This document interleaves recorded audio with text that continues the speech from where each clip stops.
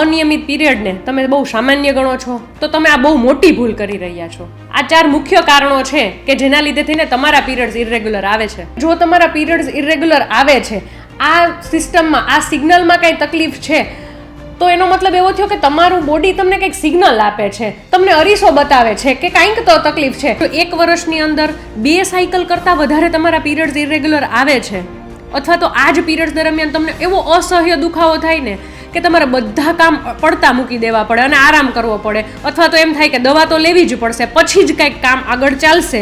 જો આવું કંઈ થતું હોય ને, તો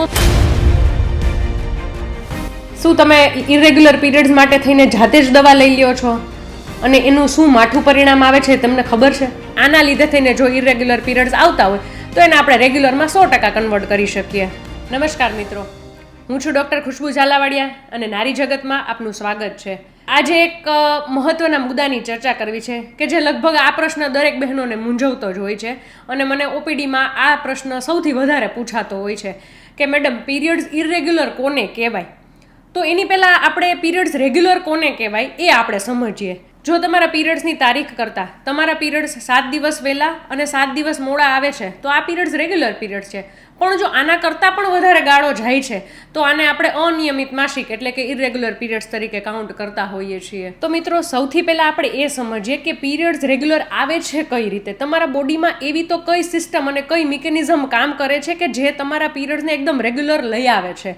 તો એના માટે જવાબદાર છે HPO એક્સિસ, એટલે કે તમારા અંડાશયમાંથી એવા સિગ્નલ પાસ થાય છે જે સીધા તમારા બ્રેઇન સુધી પહોંચે છે અને ત્યાંથી જે સિગ્નલ મળે છે એ સીધા તમારા ગર્ભાશય સુધી પહોંચે છે અને આ જ સિગ્નલના લીધે તમારા પીરિયડ્સ રેગ્યુલર આવે છે. અને આજે આપણે આ વસ્તુ એટલા માટે સમજવી છે કે જો તમારા પીરિયડ્સ ઇરેગ્યુલર આવે છે, આ સિસ્ટમમાં આ સિગ્નલમાં કંઈ તકલીફ છે, તો એનો મતલબ એવો થયો કે તમારું બોડી તમને કંઈક સિગ્નલ આપે છે, તમને અરીસો બતાવે છે કે કંઈક તો તકલીફ છે, તો તમારે એના ઉપર ચોક્કસપણે ધ્યાન દેવાની જરૂર છે. તો આજે એવા પરિબળો સૌથી પહેલાં તો જોઈએ કે જે તમારા હાથમાં છે અને જેના માટે તમારે કોઈ દવાની કે કોઈની બીજાની જરૂર નથી, કે જે તમે કંટ્રોલ કરી શકો છો અને જેના લીધેથી તમારા પીરિયડ્સ રેગ્યુલર આવી શકે છે. તો સૌથી પહેલાં વાત કરીએ તમારી લાઇફસ્ટાઈલ.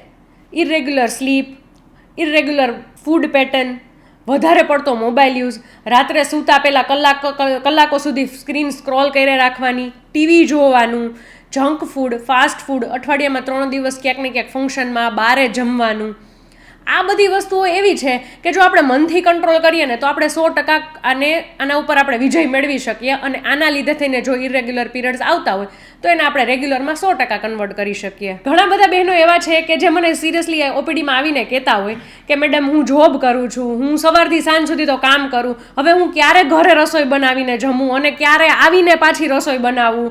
અને ઘણી વખત એવું હોય કે આપણે સોશિયલ પ્રેશરમાં એટલા બધા હોય ને કે કોઈને ના ન પાડી શકીએ ફંક્શનમાં કે જમવા જવાની. આ ફૂડ હેબિટની હારે આપણે એક બીજું મહત્ત્વનું ફેક્ટર જોઈએ ને તો એ આવે છે કે લેટ નાઇટ સુધી જાગવાનું, મોબાઈલને સ્ક્રોલ કરી રાખવાનું.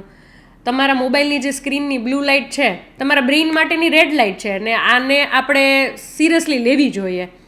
આ સિવાય ઘણું બધું કહીએ ને તો તમારી વોકિંગ હેબિટ્સ ના હોય, ફિઝિકલ એક્ટિવિટી કાંઈ જ ન થતી હોય, આ બધા પરિબળો છે ને ઘણો બધો ઇમ્પોર્ટન્ટ રોલ પ્લે કરતા હોય એકચ્યુઅલી તમારા પીરિયડ્સ રેગ્યુલર લઈ આવવા માટે. અને આ વસ્તુ એવી છે ને કે આપણા જ કંટ્રોલમાં છે અને આપણે જ કરી શકીએ એમ છીએ, પણ સાચું કહીએ ને તો આપણે કરતા નથી હોતા. હજી એક સૌથી વધારે ઇમ્પોર્ટન્ટ ફેક્ટર કહું ને કે જે લગભગ બધી સ્ત્રીઓને લાગુ પડશે, તમે અત્યારે જ છે ને આ યાદ કરજો અથવા તો ચેક કરજો, સ્ટ્રેસ. આપણે સ્ત્રીઓને છે ને નાની નાની વસ્તુમાં સ્ટ્રેસ લેવાની એવી ખોટી આદત હોય ને કે કુકરમાં 4 સીટી જ કેમ થઈ, 5 કેમ ન થઈ, આ દૂધ ઉભરાય તો નહીં જાય ને, આજે દૂધવાળા કેમ નથી આવ્યા, આજે કામવાળી નથી આવી. આવા નાના નાના સ્ટ્રેસ છે ને એ તમારા બોડીમાં ઘણા બધા હોર્મોન ઇમ્બેલેન્સ કરી શકે. અને એને સિમ્પલી સમજીએ ને તો સ્ટ્રેસના લીધે થઈને તમારા બોડીમાં કોર્ટિસોલ અને બીજા ઘણા બધા હોર્મોન છે એ ઇરેગ્યુલર પ્રોડક્શન થતું હોય, ઇરેગ્યુલર માત્રામાં બનતા હોય. હવે અને આના જ લીધે થઈ અને તમારા પીરિયડ છે એ ઇરેગ્યુલર થતા હોય. તો હવે આજથી આપણે બધા તો નક્કી કરશું કે આવી નાની નાની ચિંતાઓને તો આપણે ઇગ્નોર જ કરશું. હજી એક વસ્તુ જોઈએ તો એ છે આપણો વજન. ઘણી વખત બહુ જ ઓછો વજન અને બહુ જ વધારે વજન, આ બંને વસ્તુઓ છે ને આપણા બોડી માટે હાનિકારક હોય છે અને આ એક ઇમ્પોર્ટન્ટ પાર્ટ છે પીરિયડ્સને ઇરેગ્યુલર બનાવવા માટેનો. અને આ બધા પરિબળો આપણે છે ને ખબર હોવા છતાં પણ આપણે ઇગ્નોર કરતા જતા હોય કે જોઈએ નેક્સ્ટ પીરિયડ્સ ટાઈમે જોઈએ, બહુ આવું થશે ને તો પછી બતાવવા જાશું, અથવા તો પછી કોકની સલાહ લેશું, અથવા તો આજુબાજુવાળાને પૂછી લેતા હોય કે શું લાગે આમાં શું કરવું જોઈએ, અથવા તો ગૂગલ ઉપર સર્ચ કરી લેતા હોય કે આ નોર્મલ કહેવાય કે નહીં.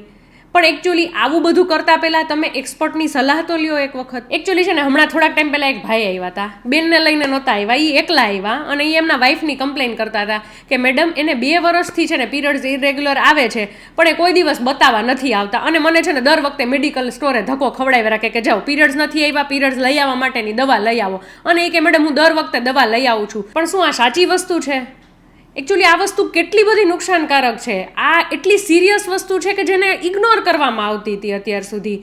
અને આ ટેબ્લેટ્સ છે આ બધી, એ તમારા બોડી માટે સ્યુટેબલ છે ખરા, તમારે એની જરૂર છે ખરા, અથવા તો આ ટેબ્લેટ્સથી પીરિયડ્સ આવવા એ તમારા બોડી માટે સાચી વસ્તુ છે? આ બધું કોઈ દિવસ ધ્યાને જ નથી લેવાતું. તો હવે તમને સૌથી મોટો ક્વેશ્ચન એ થશે કે તો ક્યારે બતાવવા જવું, શું કરવાનું? તો જો આના માટે સૌથી પહેલાં તો ગભરાવાની જરાય જરૂર નથી, અમે બધા એના માટે જ તો બેઠા છીએ. આના માટે એકચ્યુઅલી જોવા જઈએ ને તો જો 1 વર્ષની અંદર 2 સાયકલ કરતાં વધારે તમારા પીરિયડ્સ ઇરેગ્યુલર આવે છે, અથવા તો આ જ પીરિયડ્સ દરમિયાન તમને એવો અસહ્ય દુખાવો થાય ને કે તમારે બધા કામ પડતા મૂકી દેવા પડે અને આરામ કરવો પડે, અથવા તો એમ થાય કે દવા તો લેવી જ પડશે પછી જ કંઈક કામ આગળ ચાલશે, જો આવું કાંઈ થતું હોય ને તો 100% એક વખત તો ડૉક્ટરનો સંપર્ક કરવો જ જોઈએ. તો આ તો મિત્રો વાત થઈ બાહ્ય પરિબળોની કે જે બધા તમારા કંટ્રોલમાં છે અને જે તમે 100% બદલી શકો એમ છો. પણ અમુક ફેક્ટર્સ એવા છે કે જે બોડીમાં અંદર રહેલા છે કે જેને આપણે સારવાર, જેની એકચ્યુઅલી ચોક્કસ પ્રમાણમાં ટ્રીટમેન્ટ થવી જરૂરી છે, જેવા કે પીસીઓડી, પીસીઓએસ આપણે કહેતા હોઈએ છીએ. એમાં બોડીમાં એટલા હોર્મોનલ ઇમ્બેલેન્સ થતા હોય છે. બેઝિકલી પીસીઓએસ છે એક મેટાબોલિક ડિસઓર્ડર છે કે જેના લીધે થઈને બોડીમાં હોર્મોનલ ઇમ્બેલેન્સ સર્જાય છે, અને આના લીધે થઈ અને બીજ છૂટું પડવાની પ્રક્રિયા છે એ પ્રોપર થતી નથી, અને આની હારે હારે તમને ખીલ, એબનોર્મલ હેર ગ્રોથ, નેક ઉપર કે કાળા ડાઘા જોવા મળે, આ બધા લક્ષણો છે એ પીસીઓએસના છે. આ સિવાય ઇરેગ્યુલર પીરિયડ્સ માટે ગણીએ તો થાઇરોઇડ છે, વેઇટ ગેઇન છે, થોડાક ટાઈમમાં જ અચાનકથી બહુ જ વજન વધી જવો, આ બધા ફેક્ટર્સ છે કે જે એવા છે કે જેના રિપોર્ટ્સ દ્વારા, જેની પ્રોપર ટ્રીટમેન્ટ દ્વારા એને આપણે સુધારી શકીએ છીએ. અને આ બધું આપણે એટલે અત્યારે ડિસ્કસ કરીએ છીએ કે આ બધું ડાયરેક્ટલી તમારી પ્રેગ્નન્સી હારે કનેક્ટેડ છે, અને આની 100% તમારા પીરિયડ્સ ઉપર અને તમારી પ્રેગ્નન્સી ઉપર અસર થવાની છે. એટલા માટે તો આપણે ડિસ્કસ કરીએ છીએ અત્યારે.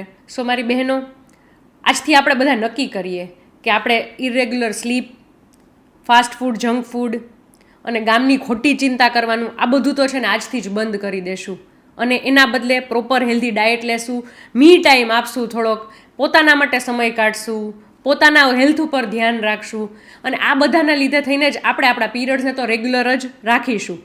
તો પણ ઘણા બધા લોકોને આના રિલેટેડ કંઈક ઇશ્યુઝ હોય, કંઈક ક્વેશ્ચન હોય, કંઈ પ્રશ્નો મૂંઝાતા હોય તો 100% તમે અમારી ટીમનો સંપર્ક કરી શકો છો, અથવા તો અમે નારી હોસ્પિટલ રાજકોટને તમે ડાયરેક્ટલી કોન્ટેક્ટ કરી શકો છો. તમે અહીંયા આવીને અમને મળી પણ શકો છો. હજી તમને આના રિલેટેડ અથવા તો બીજા કોઈ પણ પ્રશ્નો હોય તો એના માટે આપણે નારી જગતમાં તો ચોક્કસ મળતા જ રહીશું.